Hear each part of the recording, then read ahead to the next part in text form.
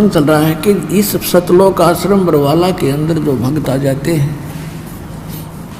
इनका घना सौभाग्य है। चाहे कोई दुखी आया है, भावे चाहे कोई सुख में आया है, ये दुख उसके लिए फिर एक वरदान सिद्ध होगा, जो दास के इन वचनों को स्वीकार करके और इस पर दृढ़ हो जाएगा। क्योंकि दास का उद्देश्य केवल आपको यहाँ बुलाना और छू मंत्र करके रोग नाश करना नहीं है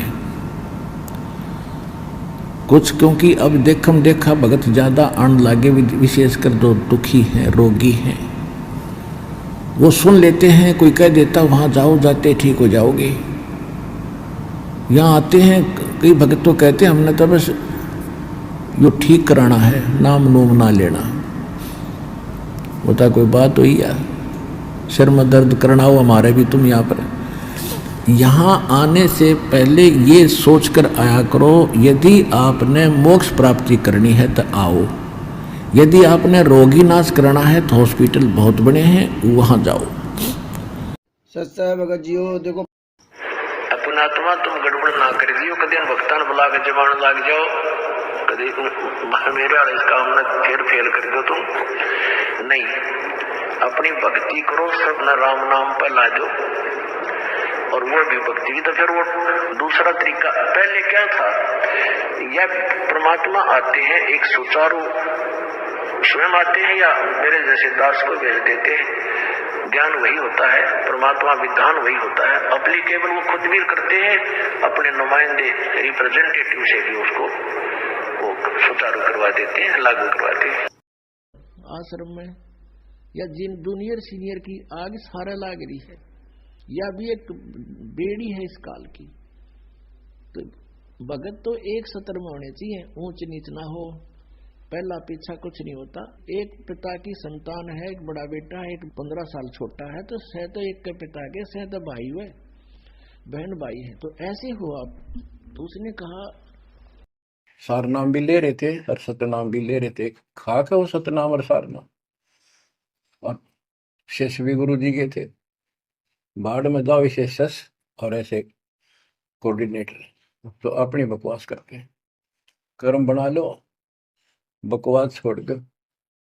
ये बार बार कहने की बात नहीं है, तो मुश्किल से मानो शरीर मिला, इसमें तुम वो तो धर्म खो दियो और नष्ट करके चले जाइए इस जीवन को। जो आदेश दास का हो, भगत तो वो है, कूदता हूँ गुरुदेव का। रामपाल दास का नाम, गले प्रेम की जेवड़ी, जा खींचो जाओ। तो करो तो बाहू, वापस आ जाऊं, तो दूर दूर करो तो जाऊं, जो रखो तो हीरो, जो देवो सो खाओ। के वही बात सुन लो बच्चों, तुमने मेरी सीख पर, मेरी शिक्षा पर अमल नहीं करा। अब तो अपने लालच वश मेरे शिष्य बने रहे, पर मेरी बात सुन लो, मेरा काला मुंह मत करो, मेरी एक अंतिम पुकार सुन लो तुम। वही बात सुन लो बच्चों, तुमने मेरी सीख पर, मेरी शिक्षा पर अमल नहीं करा। अब तो अपने लालच वश मेरे शिष्य बने रहे, पर मेरी बात सुन लो, मेरा काला मुंह मत करो, मेरी एक अंतिम पुकार सुन लो तुम। वही बात सुन लो बच्चों, तुमने मेरी सीख पर, मेरी शिक्षा पर अमल नहीं करा। अब तो अपने लालच वश मेरे शिष्य बने रहे, पर मेरी बात सुन लो, मेरा काला मुंह मत करो, मेरी एक अंतिम पुकार सुन लो तुम। वही बात सुन लो बच्चों, तुमने मेरी सीख पर, मेरी शिक्षा पर अमल नहीं करा। अब तो अपने लालच वश मेरे शिष्य बने रहे, पर मेरी बात सुन लो, मेरा काला मुंह मत करो, मेरी एक अंतिम पुकार सुन लो तुम। जैसे हम यहाँ हमारे सामने कई ऐसी चीजें आई हैं,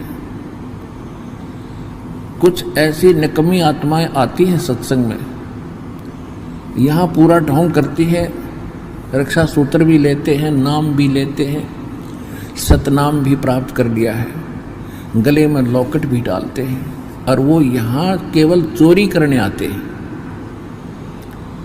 अब इस तरह का कोई आदमी दुर्घटना में मरता है, आम आदमी तो यूं कहेगा कि रामपाल का चेला था, लॉकेट भी वही है, धागा भी वही है, वो रामपाल का चेला नहीं था, वो तो काल का चेला था। ऐसी दुर्घटना में वही व्यक्ति मारे जाएंगे, लेकिन भगवान का भक्त और सच्चे दिल से जो लग रहा है उसके निकट भी मौत नहीं आ सकती उस मालिक के हुक्म बिना। और तो बात छोड़ो।